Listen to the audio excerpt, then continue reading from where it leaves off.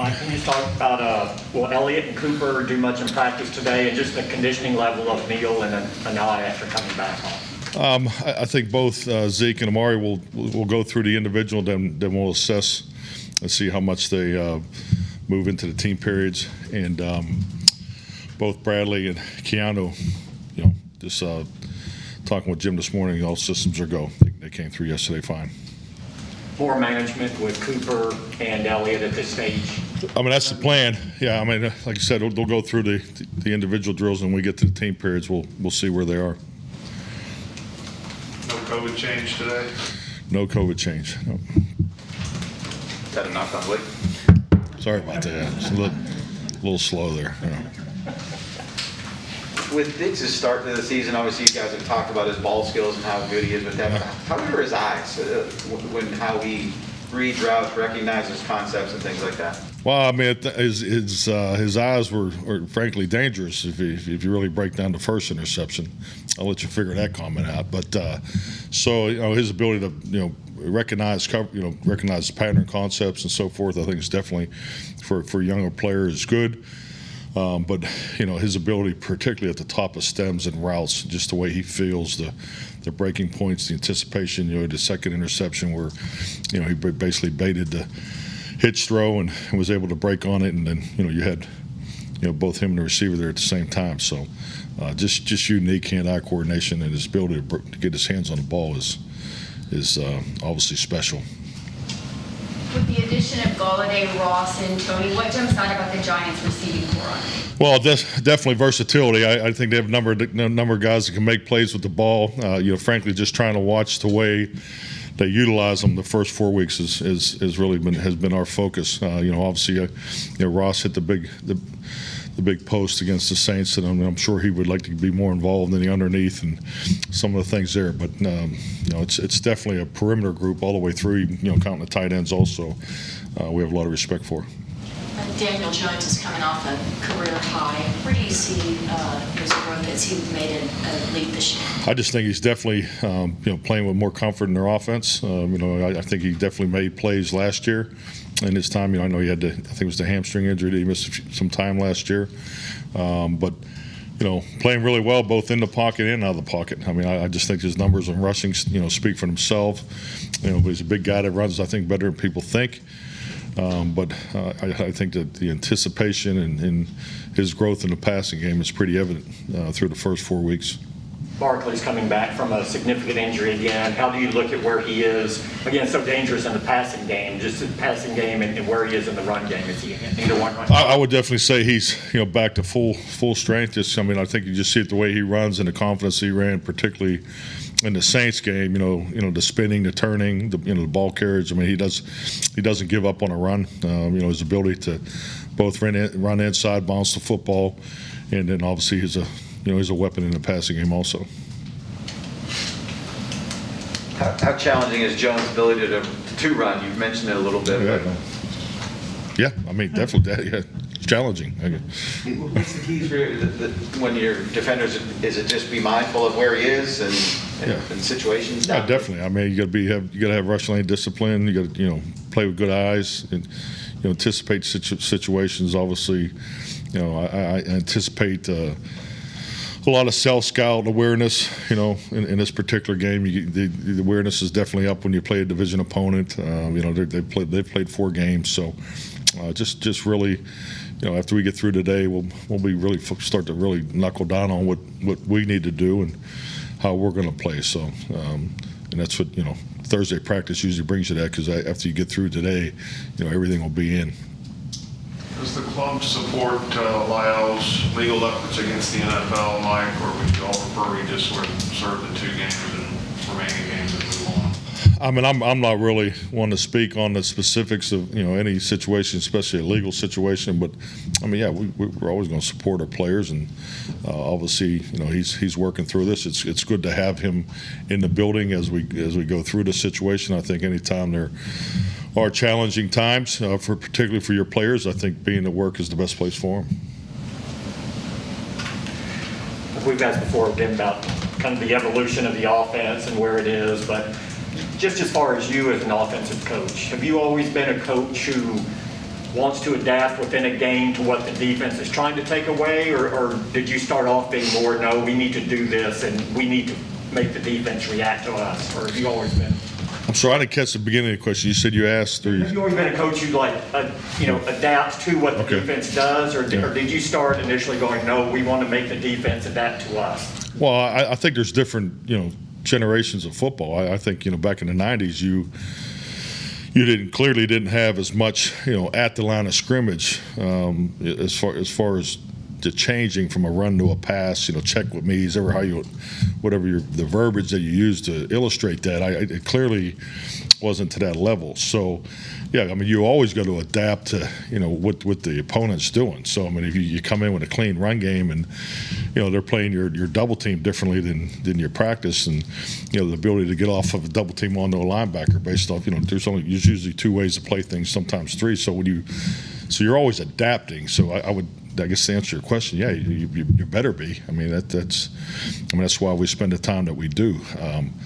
But I think in today's game, there's just so much more adaption and ability to do it in the initial play call. I think there's just I just think that's way the space of today's NFL. The option type, run pass options are more prevalent than they were a long time ago. So, but yeah, I think that's a big part of today's game. How's Randy, and will he do more today, or is it, again, wait and see how he goes? Randy will do a little more today. Yeah, we're just watching him with the knee. So I mean, that'll be, see how it goes. I mean, he'll go through the individual part, and then the team meetings will, based off the feedback we get there. How do you guys play your safeties and the number of safeties you have that you like to play impact the decision with Jalen and how you play your linebackers? Well, I mean, I think it's what, I said this yesterday. That was a big picture decision, and the ability to get, play and get through a number of defensive personnel groups and create more reps and opportunities for the guys that are here now. So definitely, I mean, the safeties are a big part of our different, we have a couple different nickel packages. So, I mean, that's a big part of the plan each and every week. I mean, you're looking at how we need to match up against the Giants this week. So, yeah, that's definitely part of that decision. Anybody in Green Bay call you and ask you, like, hey, what kind of guy is he? We see the tape, right? Just the communication clearly from our coaching staff has been extremely positive about Jalen with his opportunity up there. Sorry. Kind of Clarence's question. Has Curtis's versatility surprised you guys a little bit, just in terms of how much he's been able to play? I would say no, I'm not surprised because my experience competing against J-Ron up there when he was in Minnesota was more special teams, and he played some more situational. But I thought when he was in Detroit, they used him a lot in their package of covering tight ends. So there was evidence of how he played at both those spots. I just think he's getting a full opportunity, and he's been outstanding with it. So I mean, his flexibility is definitely something that we were looking for, after last year, and he's come in here and played very well. The thing I was not aware of, and it's a priority for the way I view secondary players, is his ball skills. We had him as a good ball skill grade, but hell, he's made a couple catches just in practice the last couple weeks in 2-minute drills. So I mean, this guy can really, he can really track the football. Is he a player too, where you talk about the versatility, where when Donovan Wilson is back, you can move Curse down into that nickel linebacker spot, and it's just kind of interchangeable there with. I mean, that's definitely part of the thinking. I mean, really, who we play and how they're how they're playing those guys. Whether it's in line, they're playing the 1, 2, 3 spot. So I mean, all those things will factor in those decisions. The way he's played is surprising that he didn't get more opportunity in other spots. I mean, a lot of people label him as a special teams guy, so to speak. Well, I just think that's part of his path. I mean, I think like everything in this league, players, coaches, you have a starting point, you have opportunities, you make the best of the opportunity, and as you continue to go, someone else maybe give you another opportunity, and that's what he's been given here, and he's doing a great job with it.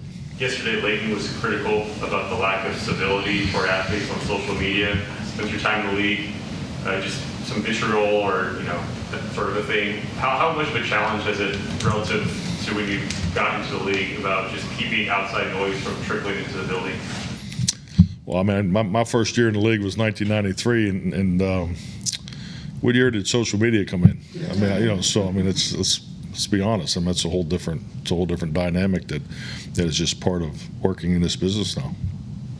Mike, from a team overall management standpoint, how do you walk the line or even look for it between keeping a young team's confidence up when it's doing well and making sure that they don't get ahead of themselves and think that they're better than they really are? I don't think we're there yet. As far as we're 3-1, but handling success is a constant message. I think that that's a mantra that I believe in. I think that's the biggest challenge for all of us.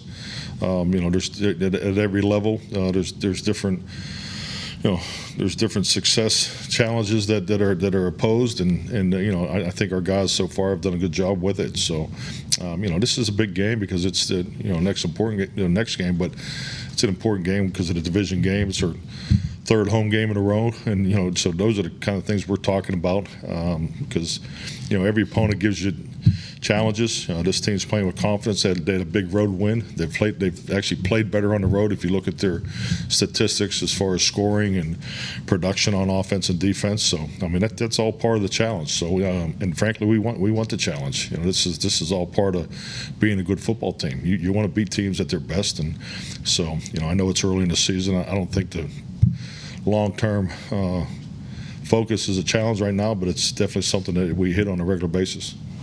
How's McGovern doing with his work at center during practice? I don't know if he get him involved in team stuff or just does the QB school. Much better. Yeah, definitely much better. I mean, he definitely needs reps there. So just trying to work that the best we can in the time frame that we have. But I would say he's definitely improved. Obviously, the run game has benefits in time of possession and production, but how much do y'all view the benefit of the way their offensive line and run game will wear down a defense compared to the pass game? I mean, I think that's part of the base philosophy, and it's more, how you run the football too. I think it's important for your run blocking unit to have opportunities to run block a certain way versus vertically versus opportunities to be more of a horizontal approach. So yeah, that's definitely part of it, and I really like where our run attempts are week in and week out, and I think it's a big part of our success right now. Thank you.